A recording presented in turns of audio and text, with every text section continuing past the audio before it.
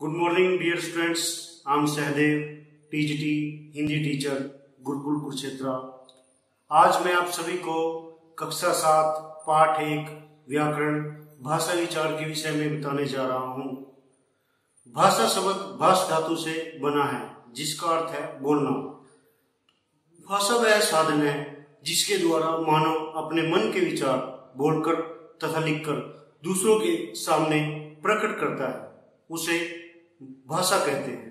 भाषा के दो भेद होते हैं, मौखिक भाषा तथा लिखित भाषा। मौखिक भाषा वह भाषा है जिसमें मानव बोलकर अपने विचार दूसरों के सामने प्रकट करता है, उसे मौखिक भाषा कहते हैं। मौखिक भाषा के कुछ उदाहरण इस प्रकार है, जैसे टीवी, मोबाइल पर बात करना, रेडियो आदि। लिखित भाषा वह भाषा होती है जिसमें मानव अपने विचार लिखकर दूसरों के सामने प्रकट करता है, उसे लिखित भाषा कहते हैं। लिखित भाषा के कुछ उदाहरण इस प्रकार हैं, जैसे निबंध लेखन, पत्र लेखन, कहानी लेखन, रेखा चित्र, रिपोर्टाज आदि। इसके उपरांत सांकेतिक भाषा को भी भाषा का तीसरा भेद माना गया। सांकेतिक भाषा उसे कहते हैं जिसमें मानव अपने मन के विचार दूसरों के सामने इशारों व संकेतों के माध्यम से प्रकट करता है, उसे सांकेतिक भाषा कहते हैं। इसके बाद दूसरा बिंदु है हमारा मातृभाषा। मातृभाषा जो भाषा बालक अपने परिवार से सीखता है उसे मातृभाषा कहते हैं। जैसे राजेंद्र सिंह का जन्म पंजाबी परिवार में हुआ तो यह उसकी मातृभाषा कहलाएगी।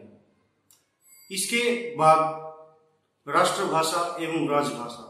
राष्ट्रभाषा उसे कहा जाता है जो किसी देश के अधिकतर निवासियों द्वारा प्रयोग में लाई जाती है, उसे राष्ट्रभाषा कहा जाता है। जैसे अमेरिका की राष्ट्रभाषा अमेरिकी है, जापान की राष्ट्रभाषा जापानी है, भारत की राष्ट्रभाषा हिंदी है। और राजभाषा उसे कहा जाता है जिसमें किसी देश के राजकीय कार्यालयों का कार्य किया जाता है, उसे राजभाषा कहा जाता है।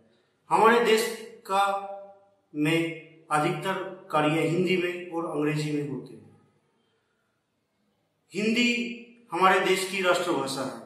हिंदी को संविधान में राष्ट्रभाषा का दर्जा 14 सितंबर 1949 को संविधान के अनुच्छेद 343(1) के अनुसार दिया गया। हमारे देश में 22 भारतीय भाषाओं को मान्यता प्राप्त है। इसके बाद हमारा प्रश्न है लिपि। लिपि किस कहते हैं? मुख से निकली हुई ध्वनियों को अंकित करना लिपि कहलाता है। हिंदी की लिपि देवनागरी है, संस्कृत की लिपि देवनागरी है, उर्दू की लिपि फारसी है, अंग्रेजी की लिपि रोमन है, पंजाबी की लिपि गुरमुखी है। इसके बाद हमारा प्रश्न है साहित्य किसे कहते हैं? ज्ञान के संचित कोश को साहित्य कहा जाता है। साहित्य के दो भेद होते हैं बेटा, सही बच्चे सुनेंगे। साहित्य के दो भेद होते हैं, गद्य साहित्य तथा पद्य साहित्य। गद्य साहित्य उसे कहा जाता है जो आम बोलचाल की भाषा में लिखे जाते हैं, जैसे कहानी, निबंध, रेखा चित्र, रिपोर्टाज। प्रेमचंद को गद्य साहित्य का सर्वश्रेष्ठ रचनाकार माना गया है। इसके बाद पद्य साहित्य। पद्य साहित्य उसे कहा जाता है जो काव्यगत शैली में लिखे जाते हैं, जिनमें अलंकारों का प्रयोग किया जाता है। पद्य साहित्य के कुछ उदाहरण इस प्रकार है, जैसे कविताएं, दोहा, चौपाई, श्लोक इत्यादि। कुछ दोहे मैं आपके सामने बता रहा हूं, जैसे करत करत अभ्यास ते जड़मती होत सुजान। करत करत अभ्यास ते जड़मती होत सुजान। रसरी आवत जावत ते सिल पर परत निशान। दूसरा उदाहरण है गुरु गोविंद दोऊ खड़े। गुरु गोविंद दोऊ खड़े काके लागू पाए। बलहारी गुरु आपने जिन गोविंद दियो मिलाए। मैथिली शरण की रचना साकेत पद्य साहित्य का सर्वश्रेष्ठ उदाहरण है। इसके बाद अंतिम प्रश्न है हमारा व्याकरण। व्याकरण वह शास्त्र है जो भाषा को शुद्ध रूप से बोलना, पढ़ना, लिखना सिखाता है। व्याकरण के 4 भेद होते हैं।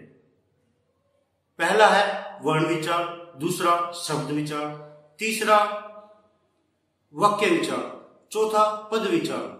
तो इस प्रकार बच्चों आज हमने पाठ 7 पाठ 1 भाषा विचार के विषय में जाना।